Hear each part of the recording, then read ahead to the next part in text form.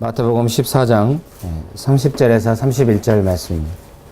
같이 한번 읽어보시도록 하겠습니다. 마태복음 14장 30절에서 31절입니다. 바람을 보고 무서워 빠져가는지라 소리질러 이르되 주여 나를 구원하소서 하니 예수께서 즉시 손을 내밀어 그를 붙잡으시며 이르시되 믿음이 작은 자여 왜 의심하였느냐 하시고.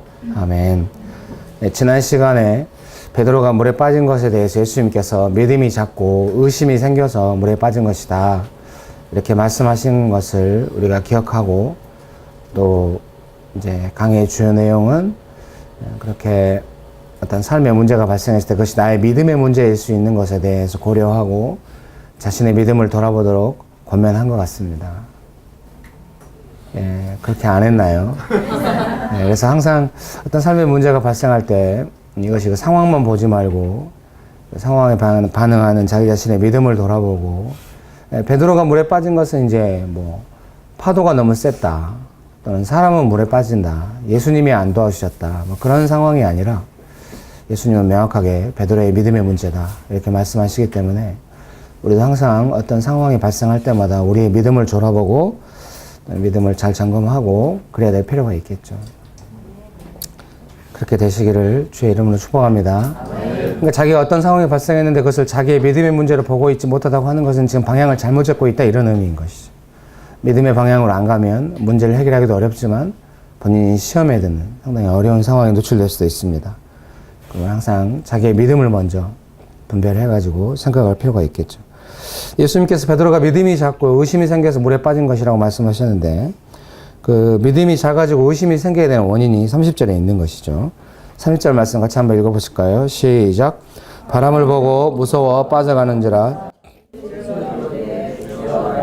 나서서 하니, 바람을 보고 무서워 빠져가는지라 소리질러 이르되 주여 나를 구원하소서 하니, 이 바람을 보고 무서워했기 때문에 이제 빠졌다. 감사합니다. 감사합니다. 그 전에 비해서 아침에 피곤함은 많이 없으신 것 같아요. 저녁에 일찍 더 주무시나 봐요. 피곤함은 많이 없어 보여요. 옛날에 막 피곤함이 확 이렇게 와가지고 피곤함은 없어 보이는데 믿음도 없어 보여요. 옛날에는 막 피곤해도 믿음의 투쟁이 있고 이랬는데 뭔가 내가 모르지만 한번 크게 맞은 거야. 뭐 수익률이 크게 떨어졌든지 해가지고 아 이거 안 되겠는데 이런 마음이 들어온 거지. 몰라요. 이렇게 넘겨입혀서 안 맞는 경우가 많거든요. 근데 뭐 내용, 원인은 모르지만 뭔가 이 영적인 상태의 결과는 느낄 수가 있으니까요. 감사해요. 크게 맞기 전에 와서 계속 같이 했었어야 되는데. 감사합니다. 이 바람을 보고 무서워서 빠졌다. 그래서 믿음이 작아지게 되는, 빠지게 되는 원인은 이제 믿음이 작아서 물에 빠진 건데, 그럼 물에 빠진 원인이 바람을 보고 무서워했으니까 믿음이 작아진 원인은 바람을 보고 무서워했기 때문에 믿음이 작아진 것이다, 이렇게 성경은 말씀하고 계신 것 같습니다. 그래서 우리가 생각할 수 있죠. 우리의 믿음은 항상 이 바람과 싸우고 있는 것에 대해서. 중고등부 가서 이 시즌에, 이번 시즌에 이 믿음에 대해 설교를 많이 했거든요. 바람을 보나요? 막 이렇게 막 웃고 막 이랬는데요. 어른들한테 가서 했더니 막 안 웃어요. 당황했어요. 감사합니다. 우리의 믿음이 이제 바람과 싸우고 있다, 이렇게 크게 세 가지를 말씀드릴 수 있겠습니다. 첫 번째는 그 바람이 불고 풍랑이 칠 거 아닙니까? 바람이 불고 풍랑이 치는 그 급박한 상황, 그 급박한 상황이 우리의 삶을 이끌어갈 수가 있습니다. 또 한 가지는 그런 급박한 상황이 주는 마음이 있잖아요. 오늘 본문에는 두려움이라고, 베드로는 두려워했다는 그 두려움이 또 상황을 이끌어갈 수가 있습니다. 예수님께서는 믿음이 작다고 했는데, 이런 상황을 바람이 내 삶을 끌어가지 못하게 하고 두려움이 삶을 끌어가지 못하게 하려면 믿음이 있어야 되잖아요. 그래서 어떤 사람은 믿음이 또 삶을 끌어갈 수 있는 거죠. 이것이 신앙생활을 한다 할지라도 이것이 하나의 그 개념 안에서 이렇게 분별되지 않아요. 바람이나 두려움이나 믿음이 하나의 카테고리 안에서 이것이 뭔가 문제와 어울려서, 감사해요. 그러니까 바람이 불고 있다. 바람이 부는 상황, 파도가 치는 상황과 두려운 마음이 드는 상황, 그리고 믿음의 상황, 이런 내 삶을 무엇이 이끌어가고 있는지 주로, 물론 이제 상황마다 다를 수도 있어요. 지금 막 바람이 불고 파도가 치는 이 상황에서는 아마 두려운 마음을 느낄 새도 없이 물에 빠졌을 거예요. 상황이 너무 압도적이니까. 상황이 압도적일 때도 있고, 상황은 그렇게 압도적이지 않는데 내 마음에 누군가, 예를 들면 뭐 상황은 별것이 아니에요. 지나가면서 한번 쳐다봤는데 괜히 내가 자존심이 건드려지는 거예요. 그럴 수도 있잖아요. 네. 그러면 이제 그 내 안에 있는 그 자존심이라든가 어떤 그 마음의 내용, 믿음이 아닌 내용이겠죠. 그런 마음의 내용이 훨씬 더 중요해서 내 삶을 이끌어 갈 수도 있죠. 예수님께서는 우리에게 권면하고 계시겠죠. 믿음이 삶을 이끌어 가도록, 이렇게 하도록 권면하고 계시겠죠. 네. 믿습니까? 그래서 자기 삶이 주로 지금 현재 어떤 문제들 속에서 무엇이 내 삶을 또 상황을 이끌어가고 있는지를 좀 분별하면 좋겠죠. 상황이 이끌어가고 있는지, 두려움이 이끌어가고 있는지. 두려움은 상황에 반응하는 나의 총체적인 뭐 욕구라고 할까요? 두려움은 왜 나오겠어요? 나를 지키고 싶으니까. 안 빠지고 싶으니까. 참 아이러니해요. 안 빠지고 싶은 욕구 때문에 빠지다니. 욕심은 항상 그래요. 욕심은 나를 지키고 싶고 나쁜 게 아니죠. 자아니까. 파도라든가 외부 상황하고 구분되는 나잖아요. 자아를 그거 보고 이제 이드라고 하잖아요. 이드. 에고. 예. 그 에고라고 하는 게 자아니까요. 그래서 이제 이기주의를 에고이즘이라고 하잖아요. 오늘 막 별말 다 나오네요. 이게 인간은 근본적으로 에고죠. 이게 나와 남을 구분할 수 있어야 되거든요. 그래서 외부 상황에 대해서 내 마음이 반응을 할 수밖에 없어요. 본능적으로 나오죠. 왜 안 무섭겠어요, 파도가. 파도가 안 무섭다고 그러면 조금 이상해. 아무리 믿음이 줘도 파도가 안 무섭다는 사람은 좀 이상해. 뭔가 에고에 문제가 있을지 몰라요. 다들 표정이 네가 문제가 있는 것 같아요. 감사해요. 그래서 이제 그 바람을 보고 무서워하는 거는 아주 지극히 정상적이고 자연스러운 것입니다. 그래서 사람은 누구나 다 물에 안 빠지고 싶어요. 막 자기를 지키고 싶어 한단 말입니다. 근데 그렇게 해가지고는 자기를 못 지킨다는 것이 항상. 그러니까 욕심 자체가 상당히 나쁘게 우리한테 다가오지 않아요. 너를 지킬 수 있는 방향으로 가. 그게 욕심이거든요. 네가 잘 되는 방향으로 가. 그게 욕심이란 말이에요. 그러니까 욕심이 막 흉악한 모습으로 한테 다가오잖아. 돈 많이 벌게 해줄게. 뭐 이렇게 오는 거죠. 근데 뭐 하나님의 뜻이 아니면 돈 못 벌죠. 돈을 많이 벌었다는 결과가 또 하나님의 뜻이라고 할 수는 없죠. 원수도 그 별명이 만몬이잖아요. 돈으로 장난하는. 이렇게까지 설명할 필요는 없는데. 오랜만에 오면 많은 설명을 해야 되죠. 네, 여러분 축복합니다. 우리 딸이 믿음이 없어요. 맨날 시험만 치고 난리예요. 딸이 믿음이 있는지는 어떻게 하고 온 가족이 불안해지니까. 제가 막 딸 믿음이 없냐? 은혜로 믿음으로 공부해야 된다. 이제 뭔 말인지 못 알아먹어요. 네. 1학년 중학교 1학년인데 계속 수학 시험 막 엉망으로 70점. 다른 건 평균 99점. 그러니까 막 딸이 돌아버리려고. 저는 알고 있었어요. 그럴 걸. 제가 수학 못하거든. 딸이 저를 닮아서 언어 쪽으로 타고났는데 수학 못할 거는 알고 있었어요. 중학교 올라가니까 와 중학교 수학. 제가 우리 아들 홈스쿨 할 때 국어 가르쳐봐도 알지만 너무너무 어려워. 우리나라 애들은 다 천재가 될 것 같아. 너무너무 어려워.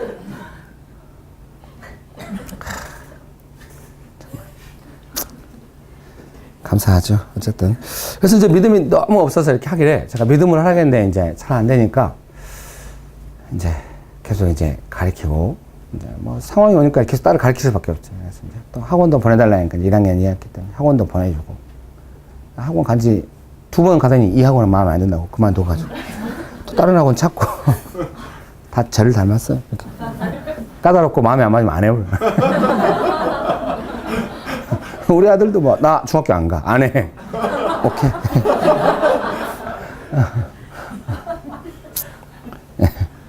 감사합니다.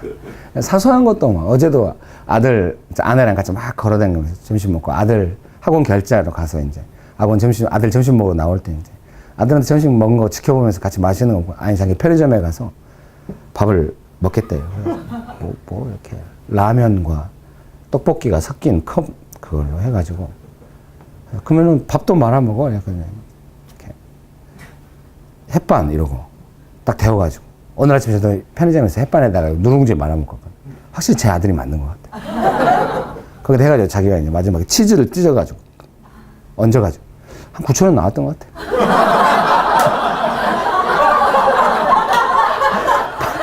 햇반 해서 주고 막 이런 제가 밖에 나가서 의자가 있다. 의자에서 먹... 아니 자기 여기 서서 먹을 거야. 제가 의자 다 폈어요.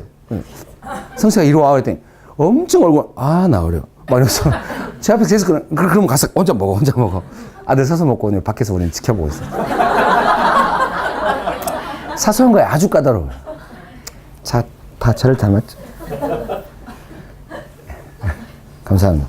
딸이 너무 믿음 없이 이제 막 어서 하기래 이제 믿음을 했는데 1학년 마지막 기말고사 때 3일 동안 시험 보는데 시험 끝나고 왔는데 엄마한테 지나가는 말이에요. 엄마 나는 하나님께 감사하다고 기도할 수밖에 없었어. 그 말을 듣는 너무 기뻐. 네가 하나님 의지했구나.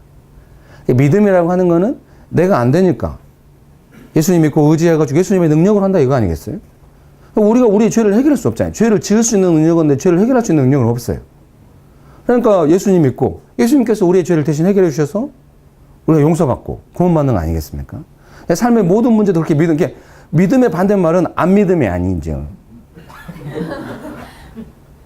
안 웃네요. 안 해야지. 좀 도와줘요. 죄송합니다. 아침부터 강요하고. 믿음의 반대말은 뭐겠습니까? 의지하지 않는 거. 자기 힘으로 하는 거. 그겁니다.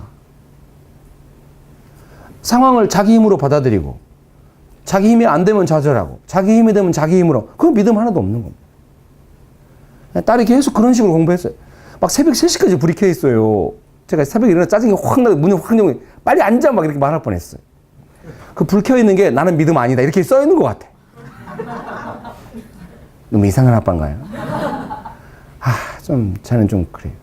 자식들한테 가장 가르치고 싶은 거 믿음인가 아닌가 하나님의 뜻이 뭔가 경외함 이런 거를 자식들한테 가르치고 싶어요.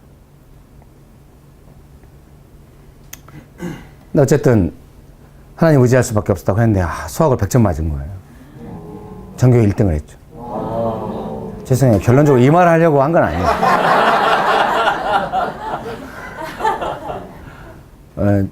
수학 100점 맞을 때 찍었는데 맞은 것도 있고 막 이래요.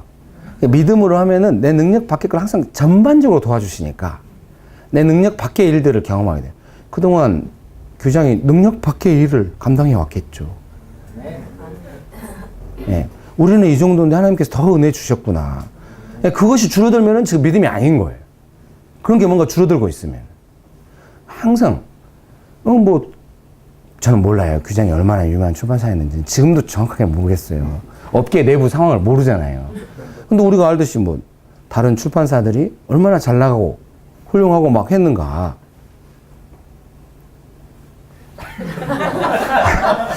지금 위험한 발언을 갈까봐 걱정스러운데. 그런데 어땠어요? 항상 뭔가 놀라운 역사가 일어나고 하나님께서 쓰시려면은 막 믿음으로 의지할 때 하나님께서 은혜 주시고 능력 주셔가지고 내가 할 수 있는 일, 내가 준비된 우리는 너무 부족한데 하나님께서 은혜 주신 거 그런 결과로 일이 되거든요, 항상. 예, 믿습니까? 그러니까 이제 그런 믿음과 은혜가 없으면은 항상 그때는 어려웠으니까 믿음으로 했었고 이제는 시스템이 그러면 안 돼요.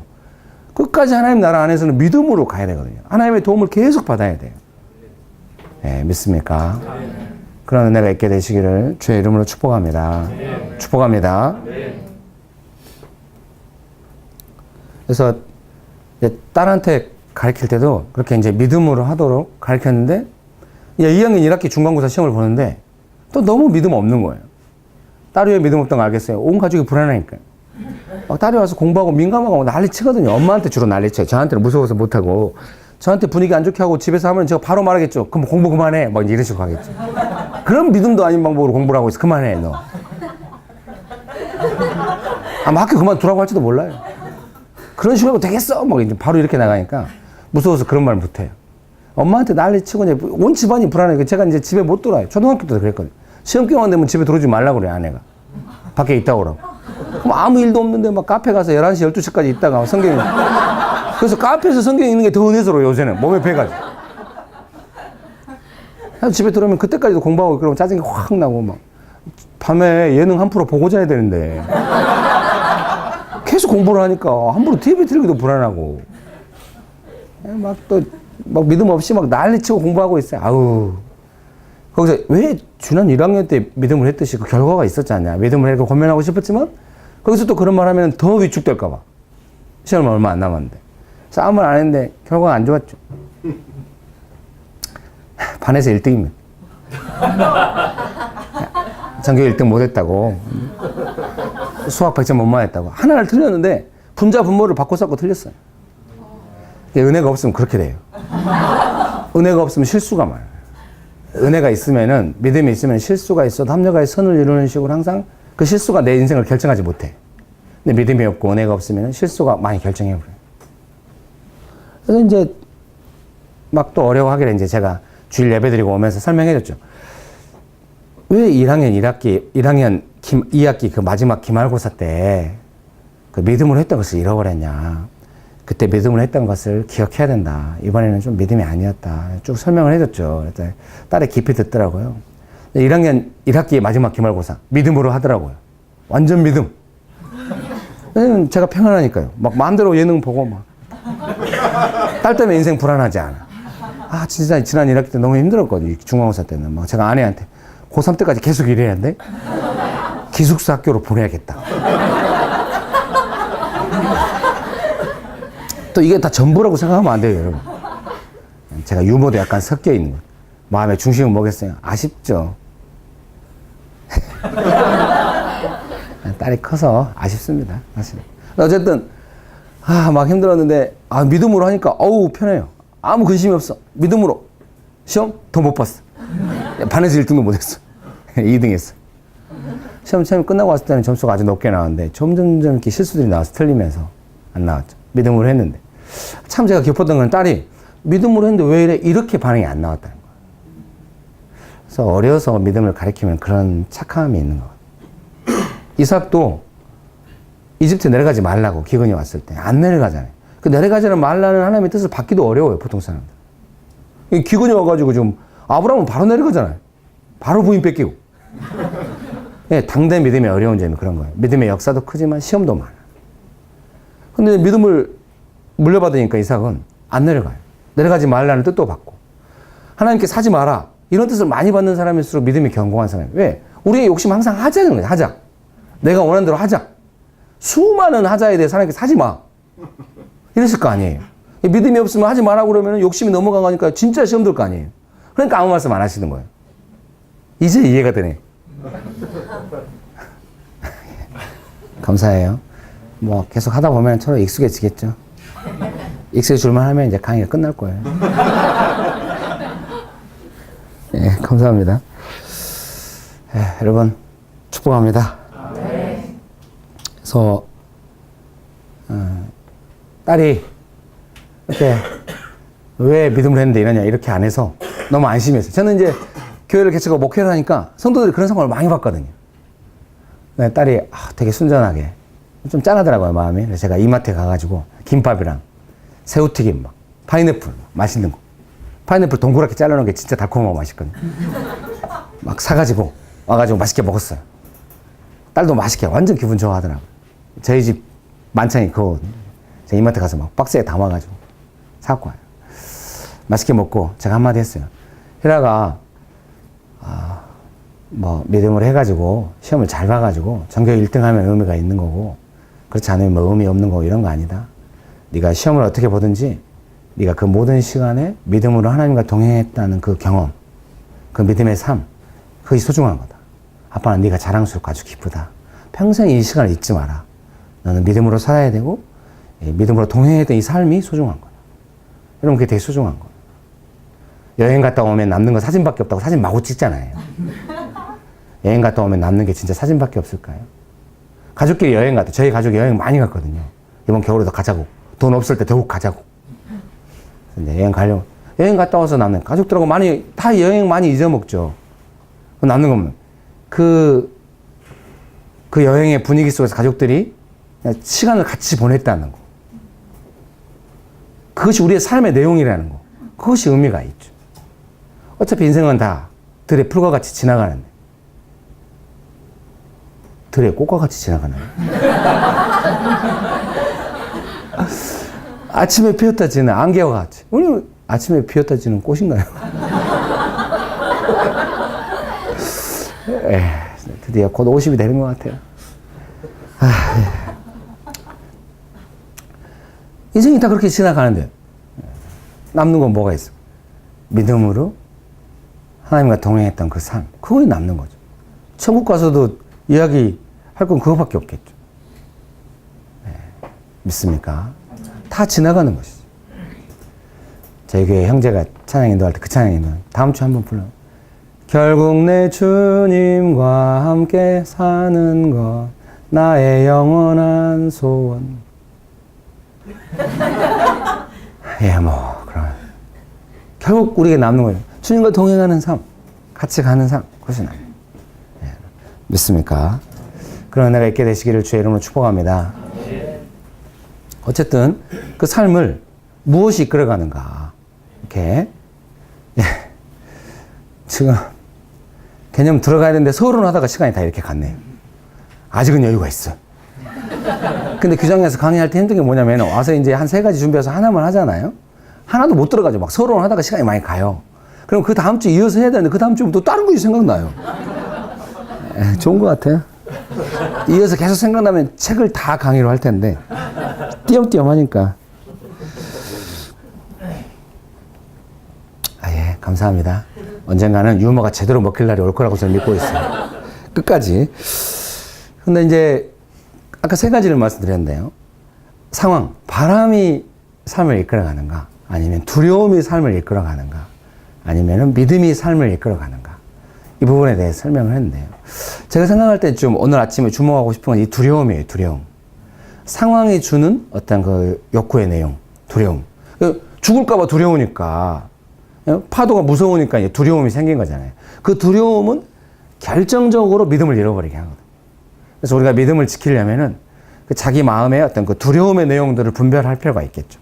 아까 제가 말씀드렸듯이, 강의가 취소되니까, 내가 지금 이것이 강의가 취소됐다는 게 중요한 문제가 아니라, 내가 이 사람을 향해서 뭔가 불신이 올라오고, 또 재정의 압박감에 대한 어떤 두려움이 올라오는구나. 이렇게 스스로 알기가 쉽지 않아요. 제가 여러 형제 자매들을 돕다 보면은, 자기의 욕구가 어떤 건지 잘 분별을 못 해요. 그거는 아마 경험이 많이 없어서 그런 것 같아요. 자기의 욕심대로 했을 경우와 믿음으로 했을 경우의 그런 어떤 상황에 대해서 많이 경험을 하고 깨어있는 믿음으로 자기 욕심을 자주 보아야 자기 욕심에 대한 분별력이 높아지거든. 그래서 좀 어려웠던, 우리 딸도 그랬는데 이제 이사를 와가지고 했는데 막 한번 되게 혼낸 적이 있어요. 막 이사 왔더니 옛날에 있던 친구들이 이제 아무래도 좀 마음에 안 들었나 봐요. 공부 열심히 하는 친구들 속에 자기가 막 더 열심히 해가지고 막 우상처럼 생각하는 애가 있었는데 자기가 걔를 이기고 1등을 한번 한 적이 있거든, 초등학교 때. 그냥 자기 뿌듯하고 막 이랬는데 그거 다 내려놓고 다른 도시로 가야 된다고. 친구들은 좀 이상하다고 계속 그런 소리 하는 거예요. 너무 공부도 안 하고. 그런다고. 제가 열받아가지고 네가 뭔데 사람을 판단해. 넌 그런 식으로 하면 되겠니? 넌 이제 끝이야, 널. 저는 약간 너무 지나치게 화를 내는 측면이에요. 네가 그런 식으로 하고 어떻게 하려고 그래? 근데 제가 뭐 딸한테 공부해라 막 이런 건 저는 화내지 않습니다. 하나님의 뜻을 유배됐을 때. 너무 끔찍하게 그거 싫은 거예요. 네가 뭐냐? 정신 있냐 없냐? 그때 이제 인상 속 그때부터 이제 어려워졌죠. 근데 계속 저는 묵상시키고 같이 여행도 다니고 따뜻하게 할 때도 있지만 하나님의 뜻이 아닌 건 분명했더니 중학교 올라와서 믿음이 대폭적으로 스스로 이제 묵상 노트를 기록하면서 하거든요. 대폭적으로 믿음이 성장하면서 이제 딸이 몇 년이 지나야 그때 그것이 하나님의 뜻이었다는 걸 자기가 알게 된다고 이런 말을 하더라고요. 그걸 벌써 이게 몇 년이 지나야 하나님의 뜻이었다는 걸 알 수 있다는 게 뭐겠습니까? 내 욕심이 무엇이었는지도 알았다 이 말 아니겠습니까? 그때 나의 어떤 그 마음의 복잡한 것들이 정말로 잘못된 것이었구나 이런 걸 깨달았다는 의미 아니겠습니까? 그걸 너무 늦게 깨달으면 안 돼요. 훈련된 사람은 즉각적으로 자기 내면을 알 수 있도록 훈련할 필요가 있어요. 내가 지금 믿음의 상태가 아니구나. 내가 지금 욕구에 휘둘리고 있구나. 그래서 형제자매들하고 이야기할 때 이제 지금 이 상황이 무슨 상황인지에 대해서 정의하는 것이 상당히 어려워요. 저는 이제 성경적인 관점을 따라 예수님께서 주신 은혜를 따라 믿음의 관점을 따라 이것이 이런 상황이 아니겠냐. 이것은 지금 믿음의 상황이다. 네가 두려워하고 있는 상황이다. 이렇게 설명하려고 하면은 본인은 그렇지 않거든요. 가장 흔한 반응이 그거거든요. 예수님께서 안 도와주신 상황이다. 예, 그거 설득해서 제가 교회 안에서 제일 많이 강조하는 게 어떤 상황이 발생했든지 간에 중요한 건 너의 반응이다. 예, 되게 깝깝해하죠. 아니 반응이 아니라 상황이 어렵다고요. 아니 네 반응이 문제라고. 왜 나보고 나쁜 사람이라고 하냐고. 네가 나쁘다고 하고 많이 떠나고 이제 저를 공격하고 그래요. 제가 그러면 웬만하면 타협해야 되는데 이상이 잘 안 되네요. 제 성격의 연약함도 있겠고 그 부분에 있어서 뭔가 시험하는 자의 방해가 있다는 생각이 들어요. 시험에 든 사람은 결코 자기가 시험에 들었다고 잘 인지 못해요. 원수가 많이 속이니까. 마태복음 4장에 예수님을 시험했던 악한 원수에 대해서 성경은 시험하는 자 이렇게 표현하고 있고.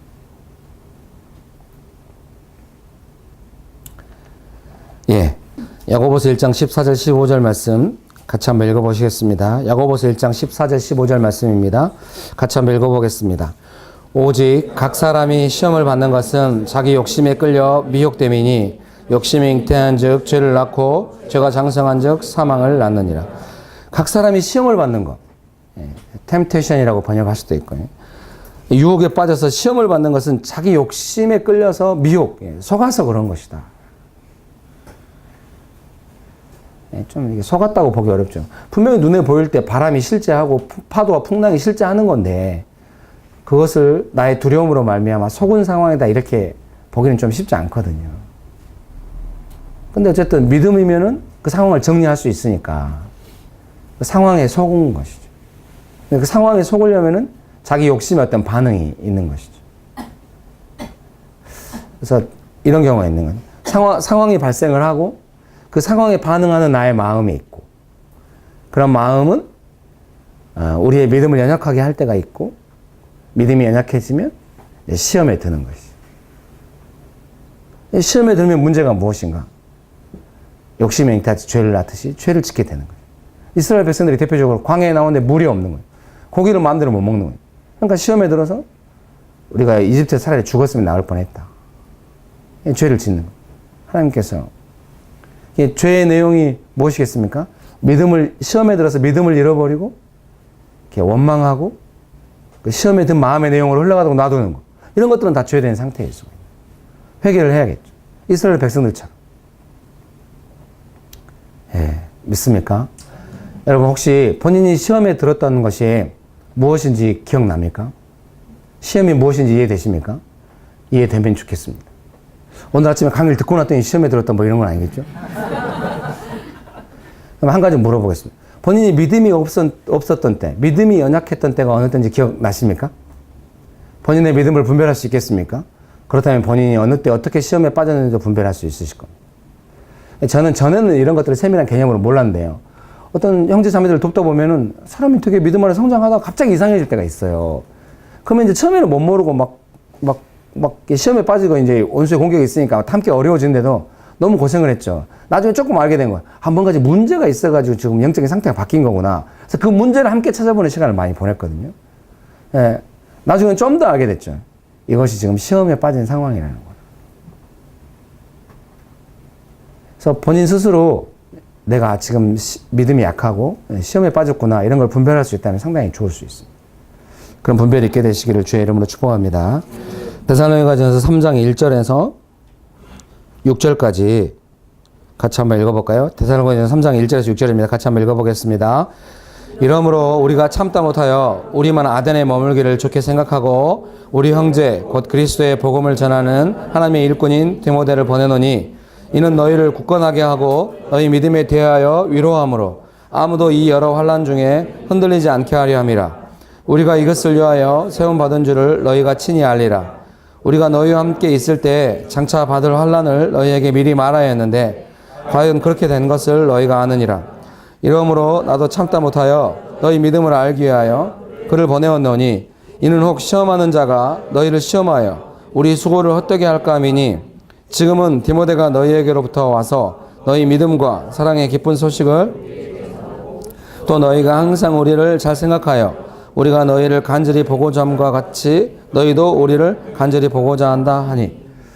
바울 사도의 편지인데요. 데살로니가 교회를 향한. 데살로니가 교회가 바울이 개척하고 이제 떠났는데 아덴에 있는데 디모데를 보낸 거죠. 이 본문에 좀 재밌는 표현 두 가지. 참다 못하여. 예. 바울 사도께서도 이렇게 참지 못할 때가 있군요. 예. 본인의 성격을 못 참다 그런 개념이 아니죠. 지금 그 사람들이 환난을 당해가지고 시험에 들었는지 안 들었는지 지금 믿음을 지키고 있는지 안 지키고 있는지 그것에 대한 너무 이렇게 애타는 마음이 있는 거예요. 참다 못해서 디모데를 보낸. 우리의 수고가 어떻게 할까 두려워하고 있다.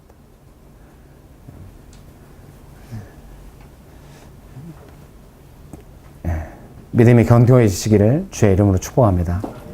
그렇게 되길 원하십니까? 확실히 성경이 보여주고 있는 것이 무엇이겠습니까? 우리의 믿음은 우리의 욕심을 따라 시험에 들 때가 있고 우리가 믿음을 지킬 때 여러 시험과 환난에 대해서 벗어날 수 있다. 주기도문 마지막에도 시험에 들지 않도록 기도하라고 예수님께서 권면하셨는데 우리가 스스로 시험에 들. 그래서 어떤 사람의 영적인 상태가 꾸준히 좋다고 하는 것은 시험에 들지 않는다는 것이죠. 상황이 주는 어떤 욕구에 대해서 믿음으로 잘 처리해가면서 상황을 믿음으로 잘 이끌어가고 있다는 것이죠. 믿습니까? 그런 은혜가 있게 되시기를 주의 이름으로 축복합니다. 축복합니다. 상황이 주는 것에 의해서 믿음을 주는 마음을 따라 믿음을 잃어버리고 시험에 들지 마십시오. 새롭게 하십시오. 그렇게 하기 원하십니까?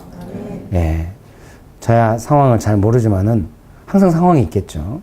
그것에 대해서 규장과 가피풀의 회사의 특성상 그것을 누가 교회처럼 교회는 막 드러내거든요. 시험에 들면 막 마음 어렵다고 이렇게. 규장은 드러내지 않을 수 있는데 이 마음은 시험에 들어가지고 시험에 들었다고 하는 것이 막 불평불만하고 이스라엘 백성 원망한다 이런 개념이 아닐 수도 있어요. 그냥 믿음과 기대가 없어지는 거예요. 하나님의 역사하심에 대한 즐거움에 기대가 없는 거예요. 그 시험에 빠진 상황이에요. 시험을 이기고 믿음을 지키는 상황이라고 하는 것은 성령 하나님께서 인도하시는 모든 좋은 것들이 가득한 삶이죠. 믿습니까? 네. 같이 기도하시겠습니다. 이 시간에 기도하실 때 상황이 주는 어떤 그 욕구의 그 마음의 내용들에 대하여 당연한 것이죠. 바람이 불고 파도가 치면 무섭죠. 그건 당연한 겁니다. 근데 그게 우리를 빠지게 하고 믿음이 없게 만드니까 그 부분에서 믿음이 좀 견고해질 필요가 있는 것이죠. 상황이 주는 어려운 마음들을 너무 당연하게만 받아들이지 말고 이것이 지금 내 믿음을 연약하게 만들고 있구나 이런 분별력이 필요한 것이죠. 그런 분별이 있기 원하십니까? 네. 그래서 상황에 따른 나의 믿음 없는 반응들 너무 정죄하지 마시고 사람은 다 믿음이 성장하거든요. 처음부터 잘하는 사람은 없거든요. 그래서 이 시간에 그런 자기 어떤 상황에 대한 자기의 마음들, 반응들, 욕구의 내용들을 분별하시면서 주님 제가 이 부분에 있어서 믿음으로 반응하고 성장하기 원합니다. 여러분 상황 보거나 다른 사람 보지 마세요. 자기의 믿음의 반응에 항상 집중하세요. 가장 우선적인 태산이 난리를 쳐도 내가 믿음에 반응하면 예수님의 능력 입을 수 있습니다. 믿습니까? 항상 우리의 믿음을 먼저 우선적으로 점검해야 하는 것입니다. 믿습니까? 자기의 마음을 돌아보시면서 믿음으로 새롭게 하시면서 은혜를 구합시다. 기도하시겠습니다. 여러분 네, 한 가지 말씀드리고 싶은 것은 여러분 우리의 삶은 은혜를 많이 받았으니 이제 축복된 삶이 기다리고 있겠구나 방향이 그렇게 가는 게 아니거든요. 은혜를 많이 받았으면은 믿음의 투쟁이 있겠구나. 그래서 삶의 여러 상황들이 다가온다 할지라도 믿음으로 다스리면서 하나님의 능력을 덧입는, 하나님의 능력을 받는, 하나님의 능력으로 해결되는 어떤 우리의 믿음의 성장 과정이구나. 그렇게 이해해야 하는 것입니다. 믿습니까? 그런 은혜가 있게 되시기를 주의 이름으로 축복합니다.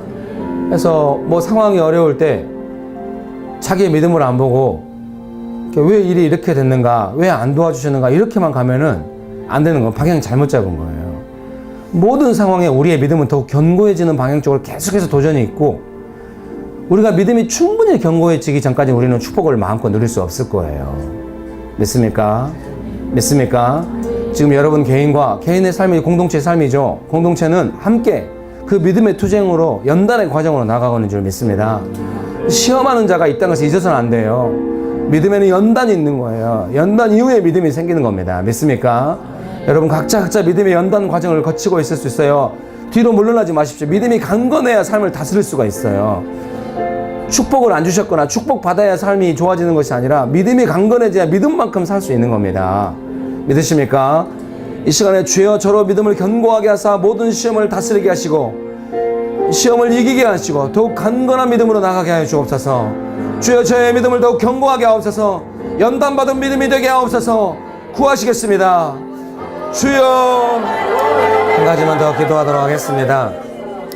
한 가지 더 기도하실 때 공동체가 겪고 있는 모든 상황들에 대하여 우리가 익숙하게 들어오는 상황이 어렵다는 것들, 경제가 어렵다는 것들, 출판 업계가 어렵다는 이런 여러 가지 상황들 우리가 알고 있습니다. 그래서 그 상황이 최우선 아닙니다. 상황 중요하죠. 바람이 불고 파도가 치는데 어찌 상황이 우리가 사람인데 모를 수가 있습니까? 상황 중요하지만 그것이 최우선이 아니다라고 하는 것이 성경의 가르침인 줄 믿습니다. 두 번째, 이 공동체가 리더십 안에서 여러 가지 결정들을 했을 텐데 그런 결정들이 어떤 상황들에 대한 어떤 결과들에 대한 최우선의 조건은 아닌 것입니다. 믿습니까? 여러분의 마음이 어떤 외부적 상황이나 어떤 회사의 어떤 그런 구체적인 결정들의 상황들에 대해서 마음을 뺏기고 있다면 믿음을 놓친 것입니다. 항상 최우선적인 문제는 믿음인 것입니다. 믿습니까? 믿습니까? 중요한 건 자기 자신이 믿음이 있냐 없냐 하는 것입니다. 우리가 믿음으로 이 상황을 예수님 따라가고 있냐, 누가 장래를 알 수가 있습니까? 누가 상황을 바꿀 수 있습니까? 오직 장래를 아시고 상황을 바꾸실 수 있는 능력을 가지신 분은 예수님 한 분밖에 없습니다. 우리가 할 수 있는 것은 믿음밖에 없는 것이죠. 누가 장래를 알 수 있습니까? 누가 그 모든 상황을 다스릴 만한 능력을, 삼성도 안 되는 것을 누가 할 수 있단 말이에요? 노키아가 안 됐던 것을 누가 할 수 있단 말입니까? 예수님만 하실 수 있는 줄 믿습니다. 믿으십니까? 이 시간에 기도하실 때 주여 모든 상황은 최우선이 믿음인 줄 알고 저는 오직 예수님 앞에 나가서 믿음으로 투쟁하기 원합니다. 믿음으로 승리하기 원합니다. 주여 믿음으로 승리하게 하옵소서 하면서 최우선적인 것이 무엇인지를 기억하시면서 기도합시다. 공동체를 위하여 기도합시다. 기도하시겠습니다.